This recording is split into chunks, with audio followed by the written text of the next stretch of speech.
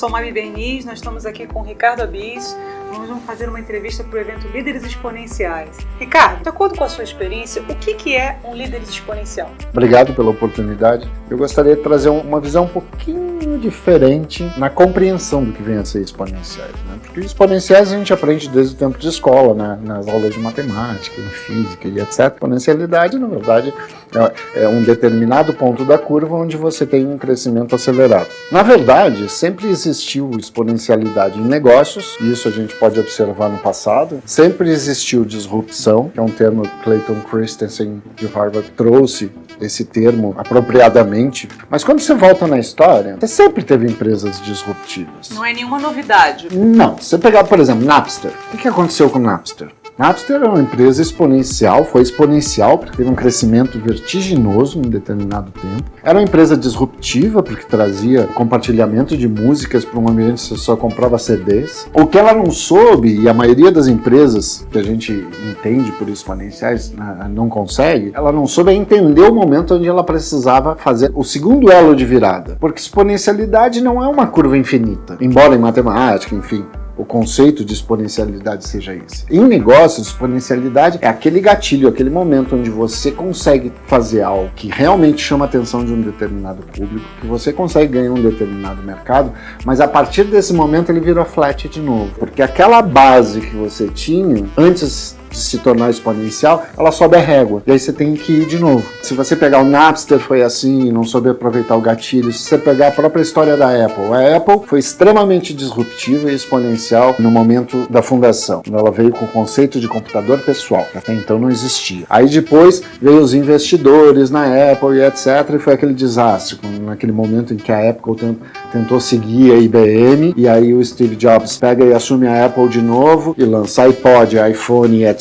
E pega a curva de novo. Então você vê que são momentos onde ele vem, cria disrupção. No momento flat ele podia ter entrado num segundo momento, não, a empresa emperrou, mas ele era um líder exponencial. Ele retoma a empresa e bota ela na curva de exponencialidade, e hoje a gente vê a Apple brigando consigo mesmo. Você vê isso na história de toda a tecnologia, você vê isso, aconteceu, como eu falei, com o Napster, aconteceu com a Apple, aconteceu com a própria Kodak. Kodak sempre vinha dominando o mercado, criou uma tecnologia disruptiva dentro dela mesmo, não soube aproveitar esse gatilho e faliu, e agora está querendo ressuscitar com um outro formato. Você vê o Yahoo foi extremamente disruptivo no início, veio com um conceito todo novo, aí embalou naquele conceito de portal, e-mail e etc, perdeu o gatilho, e se você não traz a régua para cima e cria um novo gatilho, a régua vai vir para baixo, e é por isso que as empresas quebram. Fazendo uma síntese, né? Esse conceito de líderes exponenciais, de empresas exponenciais sempre existiu. O que ganhou foi um rótulo novo. E esse rótulo novo traz aí consigo uma série de paradigmas, de mantras, de uma porção de coisas que o mercado vem trabalhando em cima disso. Acho interessante você falar dessa curva exponencial, né, Ricardo? A gente que não é profissional da área, que acompanha os movimentos exponenciais, como o da tua empresa, você falou muito de mudança de modelo mental. Você falou que o disruptivo sempre existiu, só está com uma nova roupagem. Como é que é isso, a tua visão dessa nova roupagem do mercado? Porque pelo que você está falando, não é novidade. Sempre existiu, mas agora a gente está com uma cara nova. É isso? Eu entendi direito? Então, se você pegar a história, vamos separar dois assuntos numa mesma linha de tempo. Primeiro vamos falar dessa questão de disrupção, inovação e essas curvas, né? Se você voltar lá atrás, antes da Revolução Industrial, onde a manufatura era artesanal, então você tinha especialistas em cada especialidade ou em cada atividade, o ferreiro, quem fazia roupa e etc. Quando você vem para a Revolução Industrial, o que você tem? Muitas dessas pessoas, mas não sabem trabalhar com a máquina. Então você tem uma necessidade, uma carência gigantesca de criar e gerar mão de obra, preparar mão de obra para operar máquinas. Aí depois você vem para o guerra após guerra, onde isso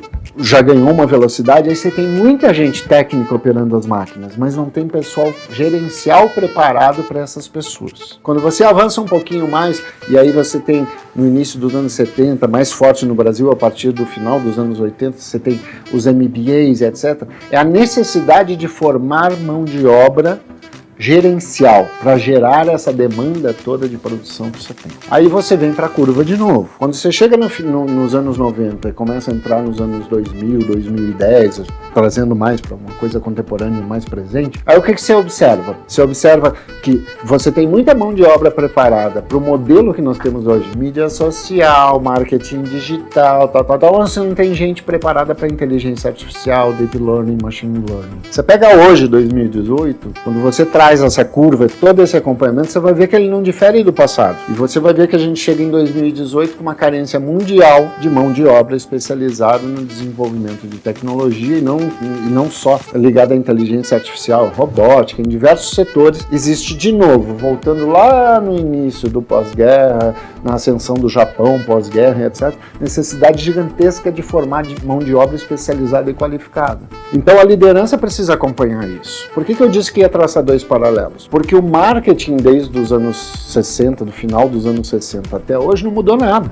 Quando você não tem algo novo que está lá refletido na história e o que você precisa é compreendê-lo e transcrevê-lo para o momento atual, você embala ele de alguma forma que distancia as pessoas em geral, os empresários, os empreendedores em geral, distanciam daquele conceito que passa a ser algo a ser perseguido quase como se fosse uma mágica impossível. Não é verdade. Os conceitos, os fundamentos são os mesmos. Essa concepção toda, a gente tem que entender o que é criado, embalado de uma forma que pareça que é um Fusca Porsche, mas é um Fusca, ou é uma Porsche, e é uma Porsche para todo mundo. O que eu quero dizer nesse sentido é que essa coisa da exponencialidade sempre teve presente. Tem líderes exponenciais na história. Jack Welch foi um líder exponencial. Ele trouxe um novo conceito de multiplicidade de empresas sobre um mesmo grupo empresarial. Aqui o Morita foi um disruptivo quando entrou com o Walkman na época e revolucionou a Sony. Assim, ao longo da história, esses perfis de profissionais que atualmente ganharam o nome de exponenciais. O que é, para você, o profissional do futuro? Então, vou emendar na colocação anterior quando eu falava do Connector. Connector é só um nome que traduz um modelo de gestão que, ao meu ver, é um modelo de gestão do futuro. Eu fiz um estudo do que nós conhecemos por gerente hoje. E esse estudo aponta que, a partir de 2020, o gerente morre. Para mim, ele já morreu.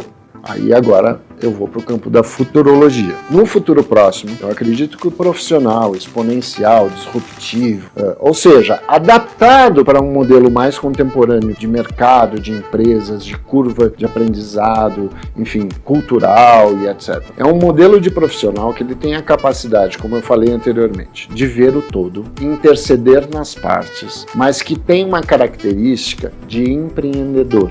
Tem um network, mas não é um network pessoal, um network de conhecimento muito grande. E ele sabe onde ele pode buscar informação, auxílio, apoio, colaboração em diversos cenários diferentes, em diversos modelos necessários. E no futuro esse profissional não vai ter nem remuneração tradicional como a gente conhece. Esse profissional não vai trabalhar por salário. Na verdade, ele é como se fosse um grande general numa batalha que conhece muito sobre tática, sobre estratégia, e ele consegue unir tática, estratégia e visão, que é característica dos líderes exponenciais, um olhar, uma visão muito grande. Então ele tem capacidade de visionar, capacidade de estruturar num modelo estratégico, capacidade de transformar isso em planejamento tático, como executar isso. E por que eu digo que no futuro ele não vai ter salário? Porque esse profissional,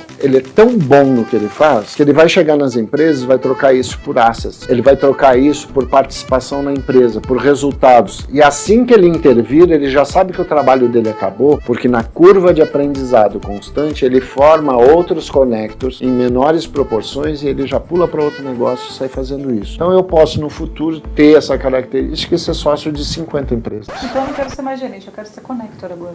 Vamos ver. Agora o futuro dirá.